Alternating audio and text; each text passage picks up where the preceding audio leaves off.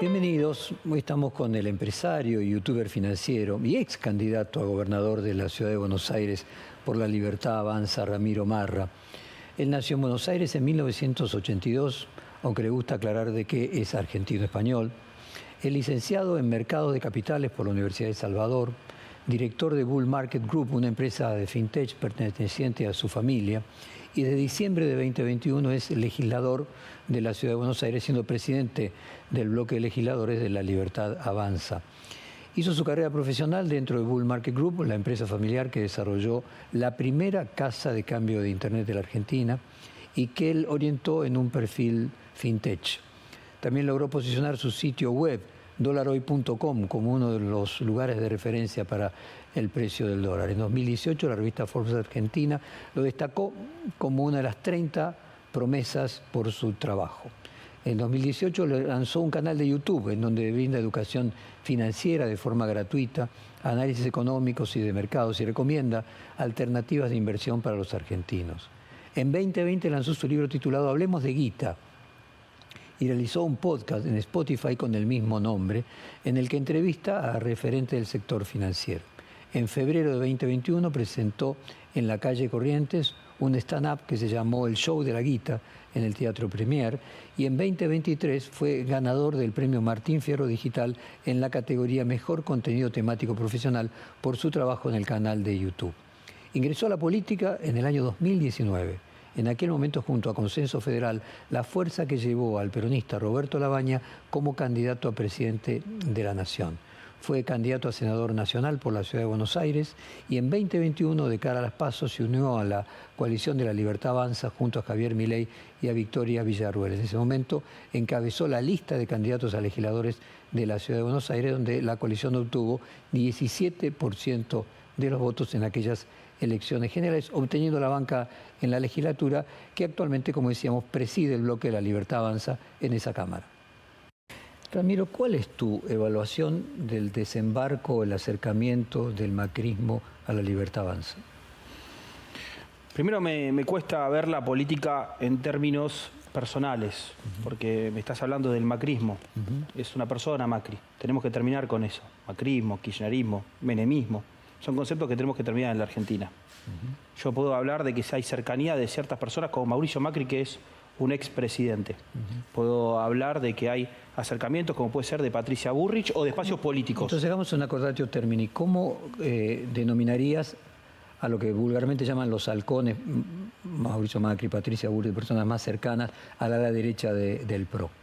Gente que vio que nuestras ideas eran las correctas, que no las aplicaron en su gobierno y que vieron que con la aparición de nuestro espacio político había una alternativa para poder acompañarlas. Entonces me refiero a esa gente. Esa gente, bueno, ha tomado decisiones en términos personales, de querer acompañar, apoyarnos de diferente manera, y nosotros, como buenos liberales que somos, abrimos las puertas a todos los que quieran sumarse. ¿Es correcto decir que vos en algún momento tenías aprensión a que un contagio hiciera perder, diluir la identidad de la Libertad Avanza? La identidad de la Libertad Avanza es constituida en base a una ideología que es el liberalismo. Y el liberalismo es pragmático, el liberalismo es amplio, no es una ideología dogmática, donde yo puedo determinar cuál es la esencia. La esencia se va construyendo entre todos. No creo que haya un dueño de la esencia de la Libertad Avanza. Ni Javier, ni Victoria, ni yo. Es algo que vamos construyendo entre todos. Mencionaste a Victoria Villarruel.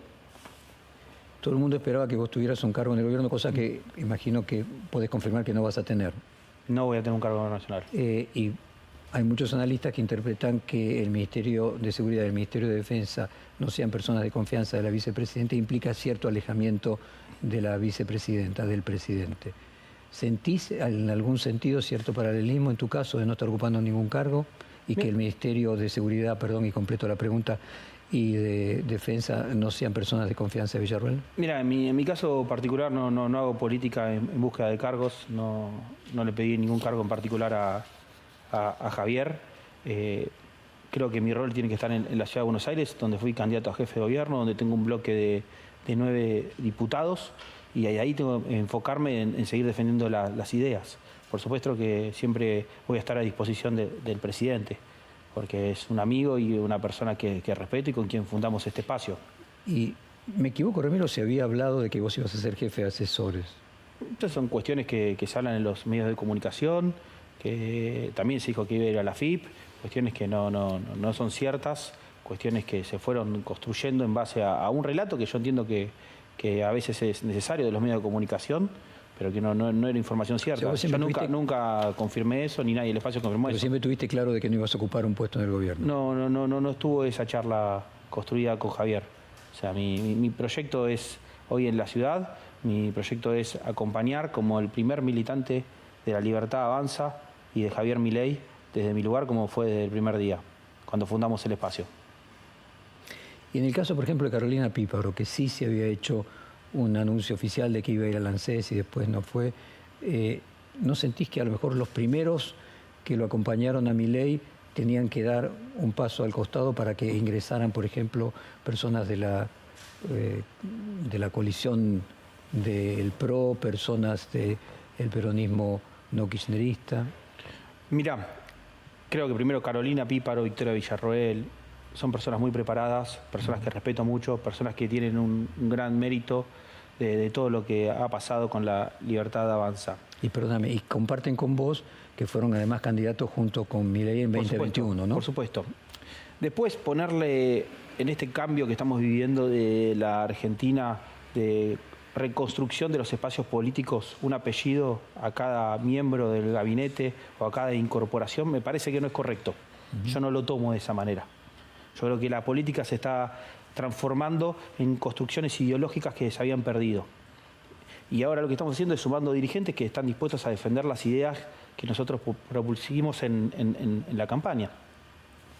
¿Las mismas ideas o para incorporar esos dirigentes se diluyen parte de esas ideas? Las mismas ideas, porque ese es el compromiso con la sociedad y con el votante. No se pueden cambiar las ideas. Si alguien se suma al gobierno sin apoyar las ideas, va a estar traicionando al votante. No va a estar respetando la democracia. Estoy seguro que vos vas a disfrutar una cita de Pascal con todo tu gusto por la matemática, que es la presión es inversamente proporcional al espacio. En la medida que uno amplía, tiene que naturalmente diluir un poco. ¿Te parece que hay una necesidad de pragmatismo que es distinto a la campaña que el gobierno? Creo que el liberalismo es pragmático. La izquierda es dogmática. El liberalismo es pragmático y entiende las necesidades. Acepta la realidad. Y las incorporaciones de los nombres propios son incorporaciones de nombres propios. Lo que nosotros tenemos que esperar en las próximas semanas y próximos años es las medidas que se vayan a tomar y las decisiones que se vayan a tomar. Que ahí, como el principal militante, como me siento, como me autopercibo de La Libertad Avanza, voy a estar para defender esas ideas. Y respecto del acercamiento de personas del menemismo o del peronismo no kirchnerista, ¿crees que puede haber alguna situación en la que haya tanto para perder como para ganar? De vuelta, me cuesta ponerle apellido a las personas más allá de sus nombres propios. Bueno, ponerlo así, peronismo no kirchnerista. Está bien, pero trato de salir pensando que hay una nueva construcción política, trato de salir de los ismos. O sea, y cuando están relacionados con nombres propios más todavía. Creo que tenemos que ser amplios y entender que todos los que se están sumando entendieron lo que nosotros generamos al trabajar con La Libertad Avanza durante toda la campaña y durante este poco periodo que tenemos de existencia. Entonces, déjame no a los calificativos personales, sino a representación, que sean significantes de ideas. La casta era una idea, sí, que estaba relacionada con las películas, las personas que hacían política hacían mucho tiempo. ¿Temés que la incorporación de personas que puedan ser catalogados como casta de alguna manera diluyan la identidad de La Libertad Avanza? Bueno, esas son las particularidades del liberalismo. Tu definición de casta, la cual respeto, no es la misma definición de casta que utilizamos dentro del espacio. Casta es el que insiste con tomar las mismas medidas sabiendo los pésimos resultados que nos llevan. Nosotros lo que consideramos es que había que cambiar la forma de llevar un gobierno. No es un tema de antecedentes la casta. Porque toda persona puede dejar de ser casta. Por supuesto, si defiende las ideas correctas, que son las ideas que nosotros estamos proponiendo, porque son las ideas que no se aplicaban en la Argentina. O sea que casta es aquellos que no opinan como ustedes. No, casta son aquellos que insisten con lo mismo. Que nosotros estamos opinando diferente. Capaz hay otra forma de ver la política, de construir un gobierno. Por ahora yo conozco el liberalismo, que fue lo que nos aplicó. pero si aparece otra forma, no va a ser casta. Ramiro, ¿hay una nueva racionalidad en Milei? Cuando vos ves a los analistas hablar de cierto pragmatismo, están sobreestimando o sobrevaluando cambios. ¿Es el mismo Milei el de las elecciones que el Milei ahora listo a asumir la presidencia? No es el mismo porque es el presidente y tiene todos los honores de un presidente. En términos ideológicos, sí. En términos ideológicos, entiendo y conozco a Javier y sé que es la misma persona con los mismos valores y con la misma moral y la misma ética para defender lo que nosotros planteamos como un espacio nuevo en la Argentina. Bueno, déjame entrar entonces en la aplicación del plan político, después entramos en el tema económico. El radicalismo ya dividió su bloque. Nos encontramos con dos sectores, un sector que responde a Facundo Manes, otro sector que responde a De Loredo. Es muy probable que en el peronismo también se produzca la misma fragmentación. ¿Cómo imaginás que va a lograr el consenso de mayorías si esa fragmentación finalmente termina siendo beneficiosa para llevar adelante las leyes que necesitan los planes de La Libertad Avanza? Primero, o sea, que cuando se rompen estos bloques o cuando se constituyen nuevos bloques, no tendría que ser en base a personas, sino tienen que decir, vamos a hacer este bloque y vamos a defender estas ideas y estas propuestas. Lamentablemente, seguramente, en el Congreso, en los próximos días, se van a anunciar estos bloques y no van a llevar propuestas e ideas. Simplemente van a estar esperando. Nosotros estamos esperando que también nos ayuden a gobernar y a sacar adelante al país. La construcción se hace dentro del Poder Legislativo, para eso fue constituido. Desde ahí se hacen las diferentes charlas, las diferentes construcciones de políticas públicas de largo plazo. Muchas veces, la mayoría de las veces, impulsadas del Poder Ejecutivo. Pero estos bloques van a tener la posibilidad de tratar de mejorar estas leyes, siempre entendiendo que nuestras leyes están basadas en una ideología y no en cuestiones políticas como solemos estar acostumbrados. ¿Crees que beneficia la posibilidad de construir una nueva mayoría que haya fragmentación en los bloques? Operativamente seguramente sea más difícil si hay una fragmentación, pero si vamos a estar hablando con personas racionales, con personas que entienden lo que nosotros estamos planteando, bienvenido sea. Lo más importante siempre es el individuo. Si esos individuos van a tener libertad para poder votar lo que consideran correcto, perfecto. Si los bloques van a ser utilizados como herramienta política para conseguir beneficios de la política tradicional, la verdad que va a ser muy triste para la Argentina. ¿Cómo imaginas con 7 senadores y 37 diputados conseguir la aprobación de las leyes? ¿Cómo te imaginas? Vos decís, me mencionaste recién una cantidad de diputados de la Ciudad de Buenos Aires, bien importante sobre el total, ¿no? Porque hay una sobrerepresentación, si no entiendo mal. ¿7 diputados dijiste? 7 de la ciudad. ¿De la ciudad? 9 diputados. 9 diputados. Mirá, yo creo que esos 7 senadores y esos 30 y pico de diputados nacionales tienen el trabajo difícil de convencer al resto de que nosotros estamos defendiendo las ideas correctas. Es con ideas, no es con la rosca política. No nos podemos dejar llevar por los políticos tradicionales que siempre están buscando un beneficio para ver cómo mantenerse en el poder o para ver cómo conseguir un cargo más.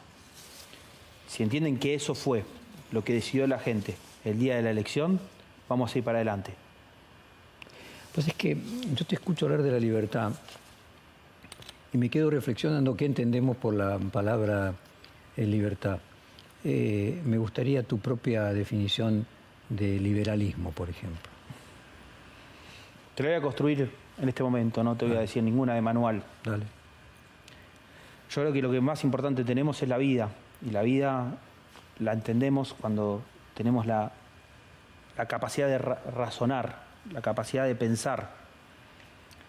Por eso lo que necesitamos ser es librepensadores. Que nadie nos diga lo que está bien y lo que está mal. Que cada uno pueda construir por sí mismo. Y a partir de ahí tenemos libertad.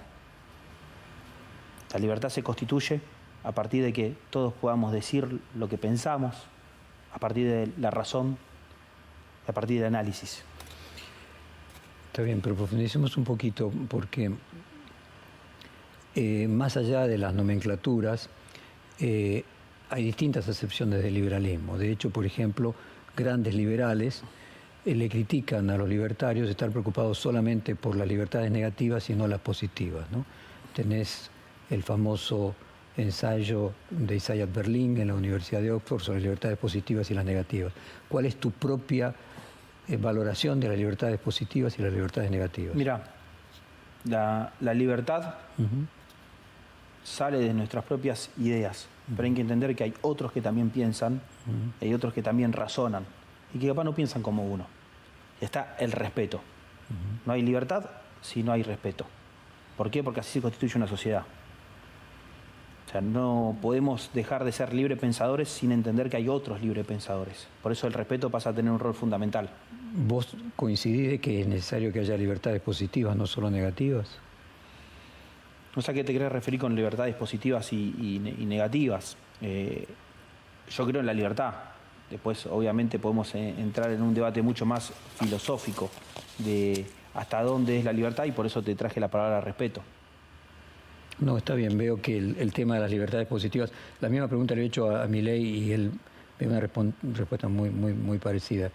O sea que las discusiones más filosóficas sobre la libertad no los atraviesan y lo entiendo perfectamente. Yo soy un liberal pragmático, o sea, obviamente soy un ser humano, puedo ir al lado filosófico, o sea, obviamente que es una charla mucho más profunda. Entonces te lo pongo así de manera simple, no solamente para Isaiah Berlin, también estaban las dos libertades de Kant, también Bobbio. Hay libertades que tienen que ver con que alguien no me prohíba, que son las negativas. Sí. Que no haya ninguna coerción a mi deseo de desarrollar mi propia personalidad, y libertades positivas que solamente crea el Estado y la sociedad para yo poder tener la posibilidad de ejercer esas libertades. Por ejemplo, si no tengo educación, si no tengo salud, no voy a poder ejercer mis libertades. Libertades positivas no las puede crear el individuo solo que nace indefenso. La construye una sociedad que le da las posibilidades a quienes no tuvieron la suerte de tener, por ejemplo, padres con mucha educación o padres con muchos recursos, de poder tener igualdad de oportunidades. ¿Crees que es importante las libertades positivas para que haya liberalismo? Te lo tomo las libertades positivas, que son constituidas en base a una sociedad, pero la sociedad está constituida por individuos. Entonces, si esas libertades positivas, como las estás planteando vos, existen, es porque hay individuos que decidieron que existan. Y bienvenido sea, porque es una decisión de los individuos en su conjunto, que es así como se conforma una sociedad, como se conforma un Estado. Fue una decisión que se fue tomando a lo largo de la historia y que se fue conformando. Si es así, bienvenido sea. Vos comenzaste, por lo menos el primer cargo, el que vos fuiste candidato, era cuando Roberto Labaña fue candidato a presidente en el 2019. ¿Lo considerás a Roberto Labaña liberal? Lo considero a Roberto Labaña ante todo una excelente persona y un excelente profesional. Después hay que ver en tintes económicos o en tintes sociales. O sea, Roberto conmigo siempre se ha comportado como un señor y tengo todo su respeto en términos personales y profesionales. Después, no sé si me corresponde a mí tener un liberómetro de quién es liberal o no es liberal. Yo me siento liberal, yo soy liberal y después cada uno puede tomar sus propias interpretaciones. Lo que puedo decir sobre Roberto Labaña es que es una excelente persona. Comparto plenamente. Si quieres entramos en el tema económico. Vos publicaste un informe en Bull Market que conmovió a todo el mercado con una serie de pronósticos que me gustaría en el formato de un reportaje más extenso poder profundizar. Si te parece, comenzamos primero con esta idea de que Caputo conseguiría 15.000 millones de préstamos de países árabes, con la que constituiría un fondo que luego le permitiría, sumado a otros, o hacer una neoconvertibilidad o devaluar. Primero, el tema de los 15.000 millones de países árabes. Por un lado, tenemos que no lo confirman en La Libertad Avanza. Vos, avanzados los días, lo tenés confirmado. Bueno, si nos podés profundizar. En primer lugar hago una aclaración sobre ese informe. Yo ese informe no lo vi previamente, no tuvo mi aprobación y no tiene ningún tipo de información que yo haya brindado. Ajá. Soy meramente un lector, como te puede pasar a vos con este medio de comunicación cuando lees una nota periodística de un periodista que tanto... ¿No lo hiciste vos? No, por supuesto que no. Y contame cuál es tu visión de cómo va a ser entonces el futuro económico, ¿cómo sería tu propio pronóstico? Bueno, el futuro económico ya con el presente lo estamos viendo. En el corto plazo va a ser muy difícil, porque nos están entregando un país en pésimas condiciones. Y el desafío que va a tener el gobierno, con Javier Milei a la cabeza y con Toto Caputo como ministro de Economía, va a necesitar del esfuerzo de todos. Ahí es donde tenemos que estar todos los argentinos para entender esas circunstancias. Después, si se consigue o no se consigue la plata que el supuesto plan se está planteando, eso ya son cuestiones que tiene que contestar el ministro de Economía, no me corresponde a mí. ¿Pero te resulta plausible la hipótesis de que se está buscando 15.000 millones de dólares que pudieran provenir de países árabes, como dice Bulmar, que independientemente de que vos no lo hayas escrito? No tengo esa información, o sea, no estoy catalogando los fondos tampoco en base a su procedencia. No sé de dónde salió esa información tampoco, porque tampoco me puse y me involucré en estos días a investigar cuáles son las fuentes de ese informe. ¿Te imaginas que la dolarización o alguna forma de convertibilidad o de bimonetarismo va a ser realizada en los próximos 4 años? Yo creo que hay un compromiso de campaña y hay una realidad económica que nos lleva a eso. Hoy el peso no cumple los requisitos de una moneda y los argentinos elegimos el dólar para hacer muchas transacciones, para ahorrar y también para hacer valuaciones. Puede ser que también terminemos en otro proceso. Sería raro, porque el dólar está muy instalado. Pero en este proceso dinámico de la economía, cada uno va a poder decidir qué moneda tener. Creo que es mucho más amplio que la dolarización. La dolarización fue el título. Pero si alguien quiere tener reales, lo va a poder tener. Si alguien quiere tener Bitcoin, lo va a poder tener. Y si alguien tiene una cuestión ideológica y quiere tener pesos cubanos, también los puede llegar a tener, porque nadie se lo va a prohibir. Lo que no podemos permitir es que siga habiendo una prohibición del acceso al sistema de cambios libre que se conoce en el mundo capitalista y desarrollado. ¿Cómo imaginás entonces que sería el plan de estabilización?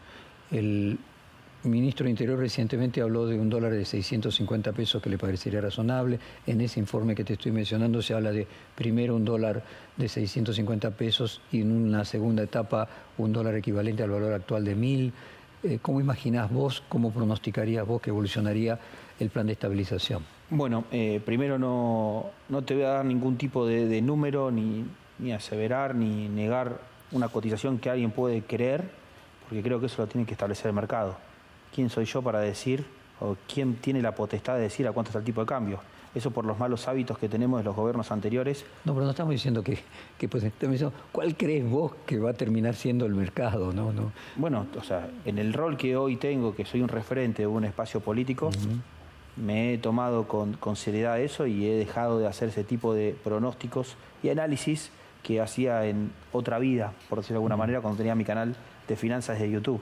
Fue una cuestión de respeto a los que van a llevar adelante la política económica y financiera y monetaria de la Argentina. Entonces, el informe este no cuenta ni con tu aprobación, ni con tu supervisión, ni vos lo viste siquiera. No, para nada. No es un informe que haya desarrollado yo. Me lo enteré, o sea, por lo que pregunté, era un informe privado para ciertos clientes que se ha viralizado en este mundo actual que tenemos, que las cosas ya parece que perdieron la privacidad, pero tampoco tiene información. ¿Pero lo realiza gente de tu confianza?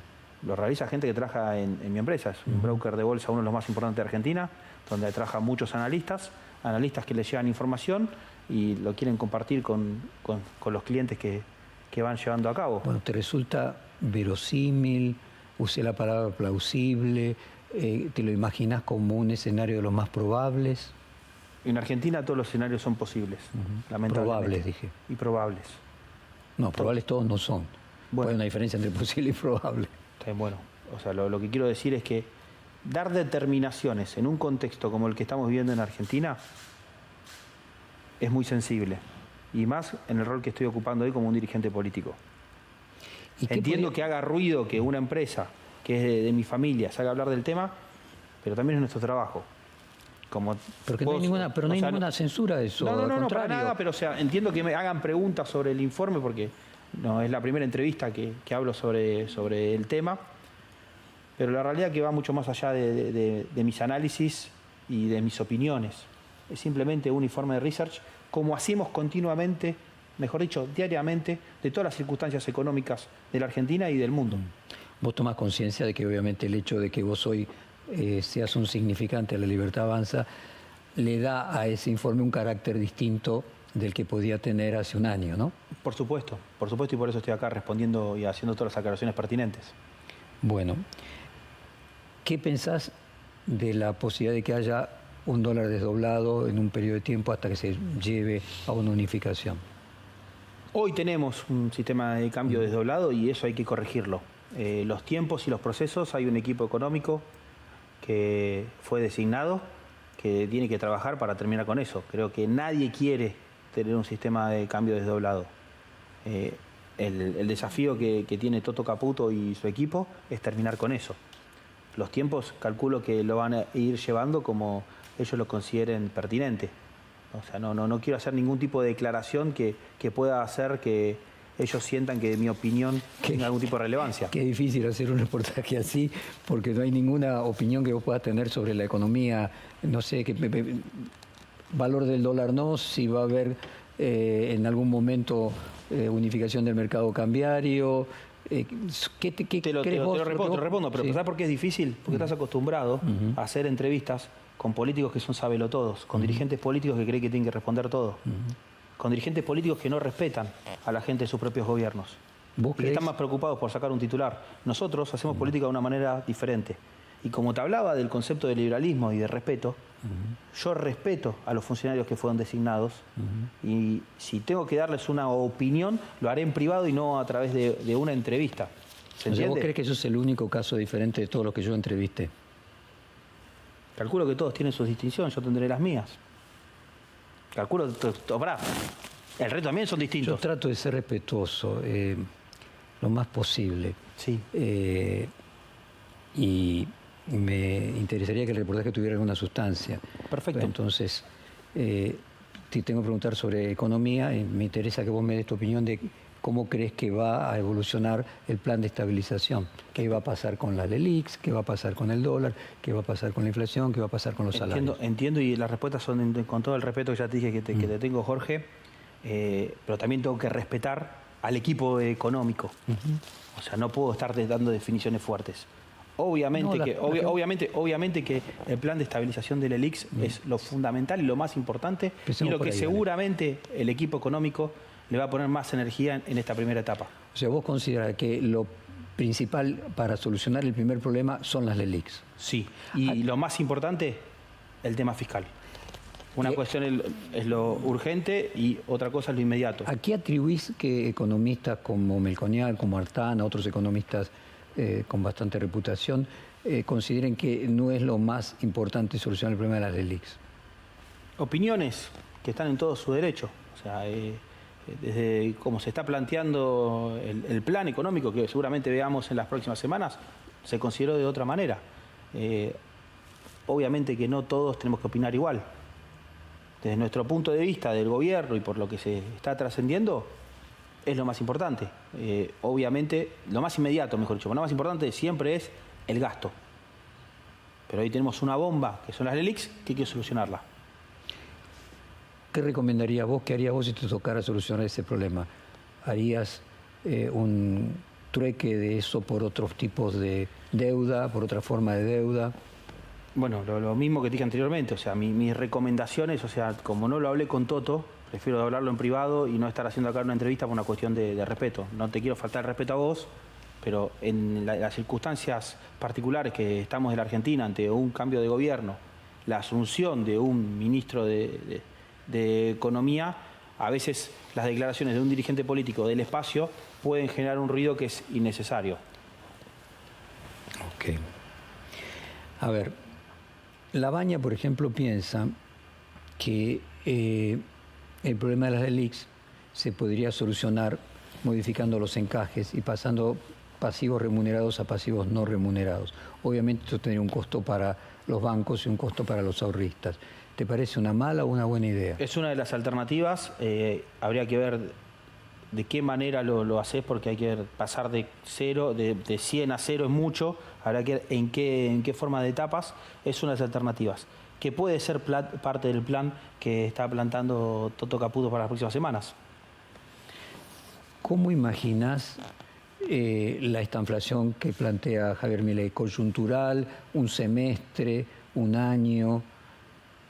Puede durar un tiempo considerado, en el cual lo más importante es cómo sobrellevarlo como sociedad, fuera de la macro, que es donde se construye esta inflación, hay que ver la micro de cada familia, porque hay muchos precios relativos que están totalmente distorsionados y hay que reacomodarlos. Y cuando hablamos de precios estamos hablando de decisiones que tenemos que tomar cada uno de nosotros en nuestras vidas.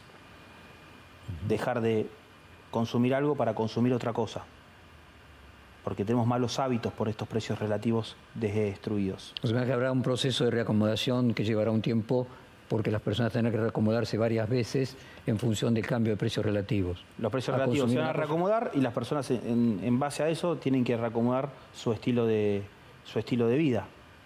Que lo que nosotros entendemos, como siempre planteamos en la campaña, es que en el mediano plazo todos vamos a estar mejor, o la gran mayoría va a estar mejor, sacando los casos particulares, que ese es el gran objetivo.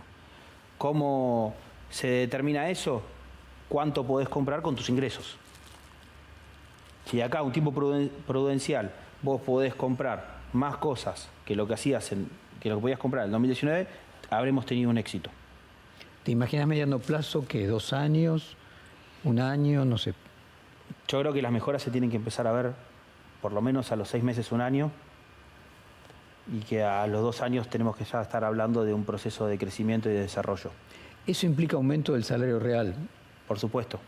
Contame cómo imaginas entonces, porque si hay esta inflación, hay un aumento de la inflación inicial, ¿cómo imaginas ese proceso de recuperación de los salarios reales?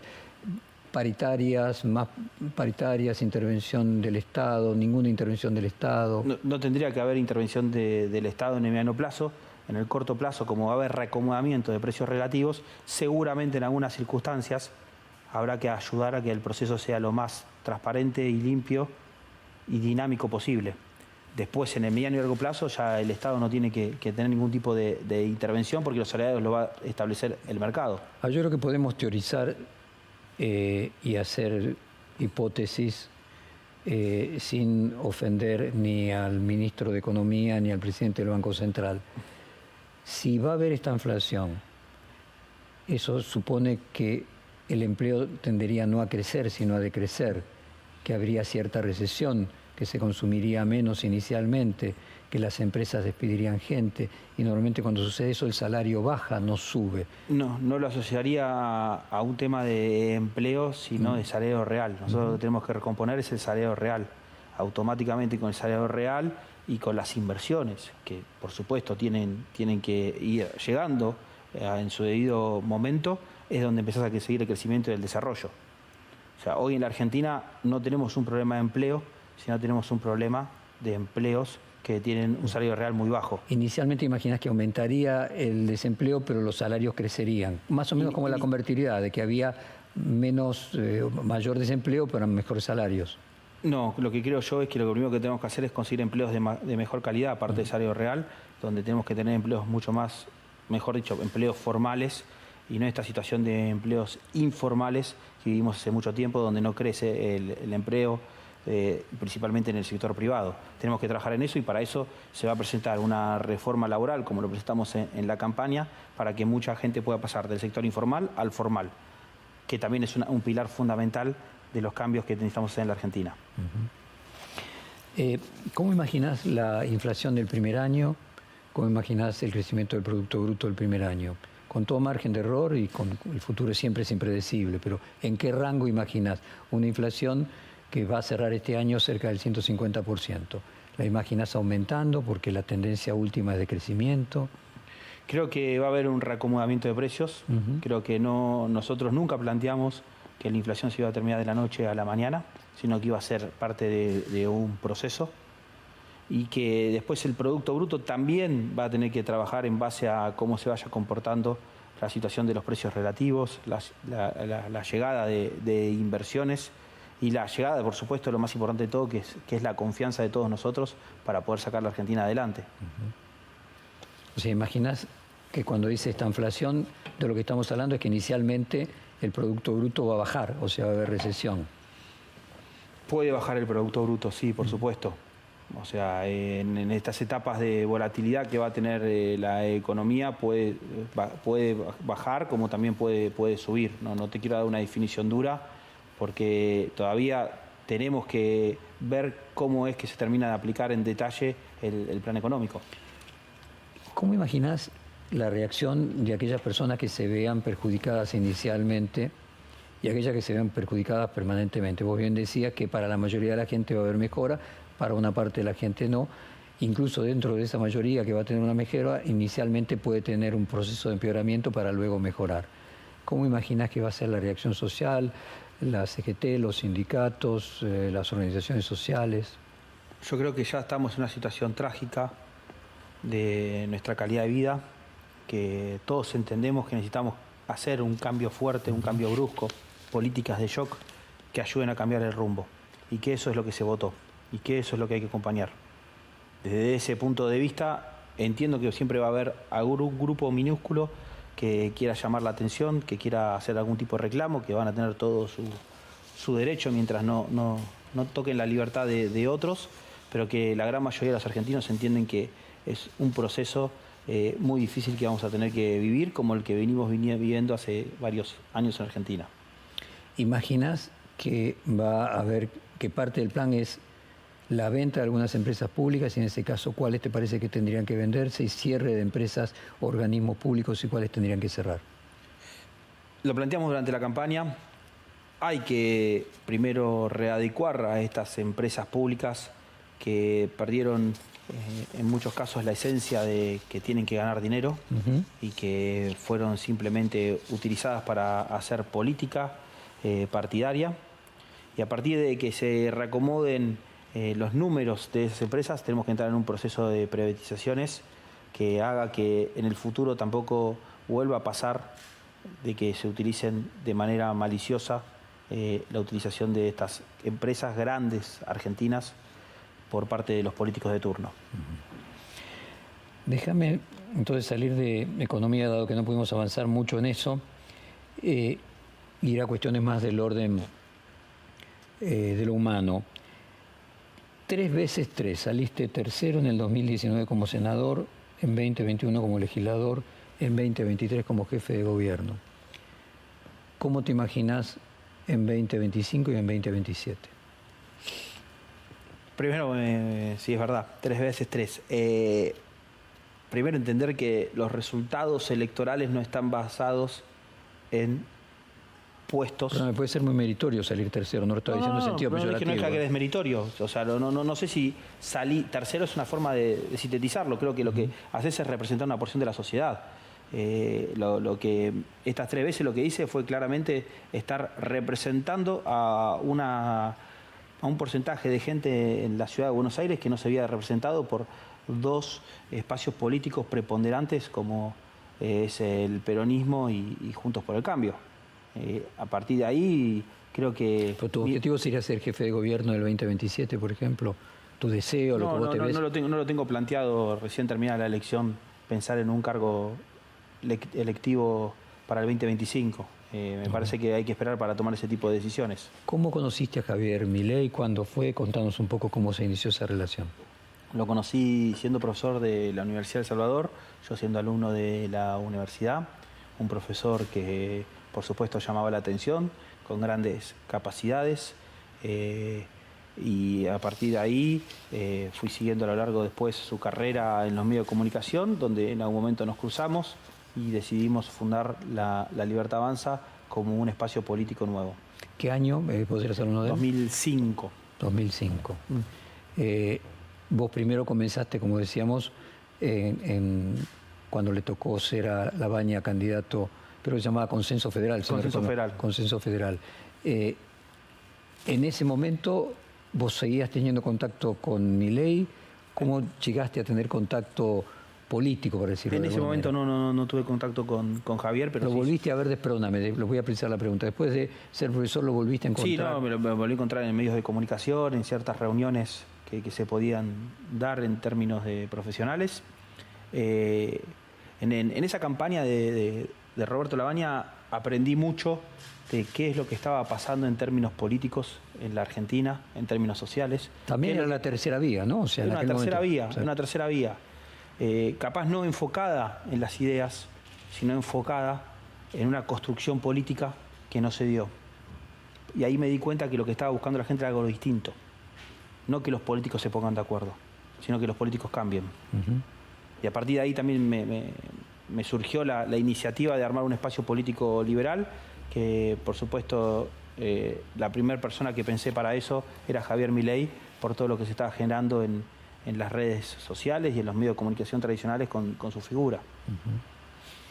¿Lo encontrás superado emocionalmente por lo que significa encontrarse con la responsabilidad de ser presidente? Que el sueño, una cosa es tener el sueño, otra cosa es verlo consumado. Lo encuentro como un argentino de pie que llegó al rol más importante que se puede tener dentro de una sociedad, con las ideas claras, con la convicción y con la fortaleza suficiente para poder hacer todos los cambios que se necesitan en la Argentina. Tu propia opinión respecto del equipo económico. No sé si tenés si lo conocías a Bausili, si lo conocías al designado ministro de Economía. ¿Cuál es tu relación con ellos en el pasado? Tuve un contacto con ellos el año pasado, a mitad del 2022, una reunión donde... Con el equipo de Caputo. Con el equipo de Caputo, sí, y con Toto, en la cual, o sea, compartimos ideas y experiencias que ellos brindaron en esa reunión en base a lo que había sido su gestión. Y yo les conté un poco de lo que era el proyecto político de La Libertad Avanza. O sea, ¿lo conociste antes que Milei? No sé la fecha exacta, sí, lo conocí que Javier, sí. ¿Y tu opinión respecto de cómo fue la gestión de ellos en el 2018? Una gestión difícil porque estuvo cruzada por intereses políticos que se llevaron por delante muchas decisiones técnicas e ideológicas que había que tomar. Se le dio preponderancia a la política. En el caso del gabinete que se ha conformado en La Libertad Avanza, estamos viendo gente que tiene un perfil técnico y no un perfil político. Y eso habla muy bien de esta nueva gestión y de Javier Milei con sus designaciones. Ramiro, y tu propia opinión de Sturzenegger, viste que hay una polémica Sturzenegger-Caputo, que de hecho Caputo sucedió a Sturzenegger, y hay quienes suponen que Sturzenegger se daría vuelta a la historia en el 2024 de 2018, Sturzenegger terminaría sucediendo a Caputo. Tu propia evaluación de Sturzenegger. Parecida a la de Toto, no tuve relación con Sturzenegger, no quiero hacer futurología espero que Toto termine el mandato como ministro de Economía y que sea con muchos éxitos, y que si Sturzenegger tiene propuestas e ideas, como se comenta, para incorporar a nuestro gobierno, que sean bienvenidas, que obviamente son nombres propios que hacen recordar cierta parte de la historia de lo que se vivió en la Argentina recientemente. Pero creo que la responsabilidad muchas veces no pasa por los técnicos, sino pasa por los políticos. Los técnicos tienen buenas intenciones y buenas ideas. Y los políticos a veces se distorsionan con sus ambiciones personales. Bueno, te voy a proponer hacer un corte comercial y entrar después en otra etapa con preguntas más del orden humanística, calentamiento global, las cuestiones de género. Pero volvemos de aquí a 2 minutos.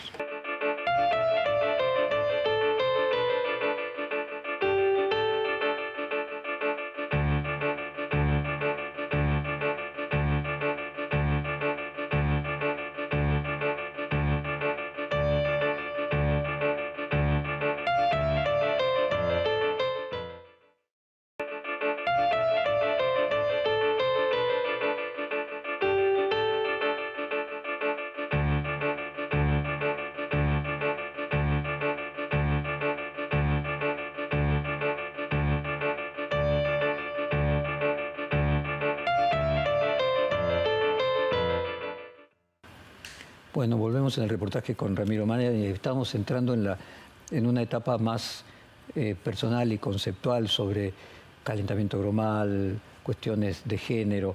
Primero, Milei niega la existencia del calentamiento global. ¿Cuál es tu propia visión sobre eso?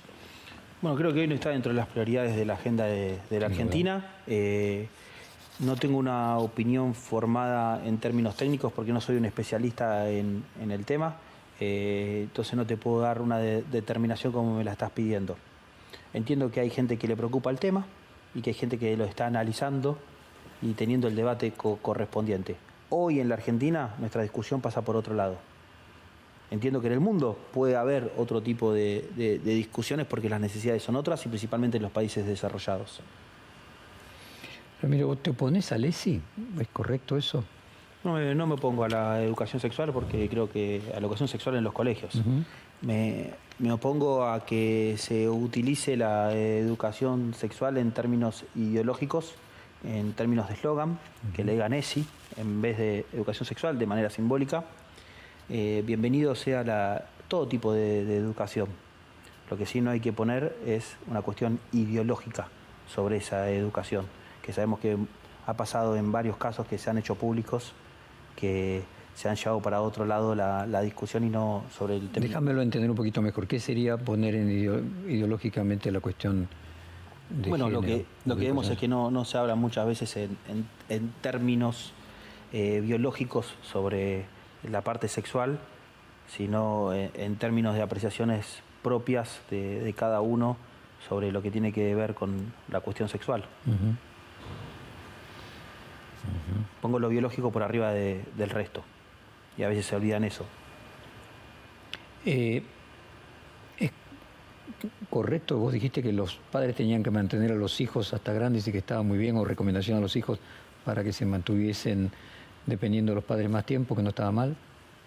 Eso fue un recorte que hicieron de más de uno de mis más, tengo aproximadamente 1000 videos hablando de finanzas y entendiendo las circunstancias particulares que vivimos en la Argentina y que hay muchos jóvenes que lamentablemente tienen que depender de sus padres para poder sobrevivir, era un mensaje de apoyo para que no sientan culpa. Porque hay muchos jóvenes que no tienen otra alternativa que ir con los padres o que los padres, a pesar de ser grandes, no tienen la capacidad de poder tener sus propios ingresos para tener una mejor calidad de vida. Estaba basado en eso. Como hago muchos videos recomendando inversiones, también hago videos entendiendo la cuestión sociológica que estamos viviendo en la Argentina por una cuestión de respeto. Como también se ha filtrado y se ha hablado mucho de mi ahorro simbólico en latas de atún, que es también para representar eso, que es una circunstancia de la Argentina. Si tendría un canal de YouTube de finanzas en otro país, sería mío ridículo decir todo eso. Pero lo tengo en Argentina. Y son circunstancias que pasan. Déjame, estamos llegando al final del reportaje, ir a una cuestión que tiene más que ver con la otredad y la relación con los otros. Yo percibo la utilización, vos usaste incluso la palabra muletilla, de ciertas muletillas en la Libertad Avanza, así como fue Casta en su momento, hoy es Argentinos de Bien. Había una repetición de la palabra delincuentes, creo que de hecho vos usaste la palabra delincuentes en algún debate. ¿Qué te genera las controversias alrededor de muletillas que pueden resultarle hirientes a algunos? O polisémicas, ¿no? Y que no se sepa qué quiere decir. Antes de que comience la entrevista, sí, te dije que era un gran lector, sí, y que respetaba mucho lo que hacías, porque tuve el tiempo de poder profundizar en mis respuestas. Los tiempos de los medios de comunicación tradicionales y de las redes sociales como las conocemos hoy son muy cortos y muchas veces quedan en muletillas. Detrás de cada muletilla hay un concepto, como fue la motosierra. ¿Tuvimos la capacidad de, en una palabra, poder llevar adelante una idea? Capaz la tuvimos, pero es simplemente porque nos tenemos que adaptar a la realidad de lo que nos lleva el propio mercado. Muy interesante, o sea que lo que resulta una ventaja competitiva era la capacidad de síntesis, casualmente en la construcción de estos significantes. Exactamente, se da por sí solo porque el mercado lo establece así. Lamentablemente no tenemos mucho tiempo de profundizar en la mayoría de las entrevistas que damos y a veces queda sintetizado en eso. Vos, como un especialista del tema, lo entenderás y lo comprenderás también a tu manera. Y argentinos de bien, ¿sentís que entra en un terreno metafísico que puede interpretarse que los otros son malos, para decirlo de alguna manera, y que algunas personas interpreten esa muletilla, esa síntesis en un sentido literal y no metafórico, y que el otro es malo? Bueno, el malo es el que comete delitos, Sí, el malo sí. es el que quiere que sigamos igual de mal, el malo es el que tiene malas intenciones, el que tiene una ambición desmedida. Los argentinos de bien creo que somos la gran mayoría, somos los que queremos cambiar la Argentina, que queremos que va a ir hacia otro lado. Los que trabajamos, los que nos esforzamos, los que buscan un trabajo y no lo consiguen por las circunstancias que se están dando. O sea, argentino de bien sería el 99% de la población, porque en líneas generales en las cárceles hay el 1% de la población. O sea, argentino de bien es todos. No considero que sea un tema de que los malos son solamente los que están en las cárceles, sino las intenciones que tienen. O sea, entiendo hacia dónde vas. ¿Qué porcentaje crees vos que la Argentina, muy someramente, que son gente de bien? Me parece que tengo la potestad de estar dando ese tipo de porcentajes, porque no conozco a los 45 millones de argentinos. Pero viste la discusión de Rousseau y Montesquieu, si el hombre es bueno o es malo, la de Marx y la de Adam Smith sobre respecto si el egoísmo, si el hombre es bueno, si el hombre es malo. ¿Vos te inclinás a pensar que la mayoría de las personas son buenas? Yo me inclino a pensar que la mayoría de las personas son buenas, y más en la Argentina. Por eso es que vamos a sacar adelante este país entre todos, apoyando a un gobierno, pero entre todos. O sea, entonces gente de bien es la enorme mayoría de la Argentina, incluso la gente que no los votó. Por supuesto que hay gente que no los votó, que son argentinos de bien, que son gente que está sufriendo todas las circunstancias. Ramiro Marra, y hay argentinos de bien que tienen diferencias ideológicas con mi persona y los respeto. Me alegro. Muchísimas gracias, Ramiro, por esta hora de conversación. Gracias, Jorge, por darme esta posibilidad.